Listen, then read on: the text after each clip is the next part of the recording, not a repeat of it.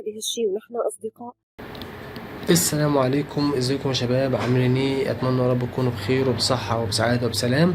الملكي ريال مدريد يستفيق في اخر جولات الدوري الاسباني ويرضي جماهيره بالاداء وباللعب بعد النهارده ما هرب من خسارة كارثية امام اشبيلية، وكانت هتخلي الجمهور يغضب جدا. هدف لاشبيلية النهارده سكن مرمى ريال مدريد في الدقيقة الثامنة من المباراة، هدف مبكر جدا وهدف عالمي ولا اروع. لكن سرعان ما يحدد ريال مدريد مصيره ويعدل المسار ويتجه نحو التعادل والفوز وقلب الطاولة تماما على إشبيلية. النهارده ريال مدريد أخاض مباراة في الأدوار النهائية من الدوري الأسباني، مباراة تحصيل حاصل بعد ما برشلونة حسم المركز الأول من ريال مدريد.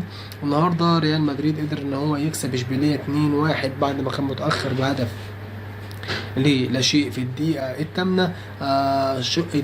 ريال مدريد بدأت المباراة نقدر نقول هي متخاذلة أو ما كانتش بالشكل الناس كلها كانت متوقعة من إشبيلية، وده اللي خلى إشبيلية تتجرأ على مرمى ريال مدريد وتقدر إن هي تحرز هدف في أول الدقائق في الدقيقة الثامنة من المباراة اللي حط ريال مدريد في موقف محرج لا يحسد عليه.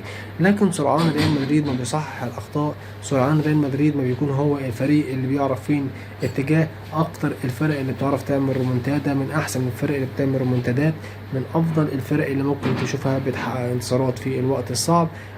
ريال مدريد النهارده بيفوز على اشبيليه في مباراه كانت ولا اروع. اللي ما شافهاش يخش يتفرج على ملخصات المباريات هيلاقيها موجوده على المواقع. مباراه كانت ولا اجمل، مباراه بجد كانت ممتاز كوره. يا رب تكون الحلقه عجبتكم واللي بنزله دايما يعجبكم. ما تنسوش اللايك والاشتراك في القناه والسبسكرايب وتفعيل زر الجرس عشان يوصلكم كل جديد.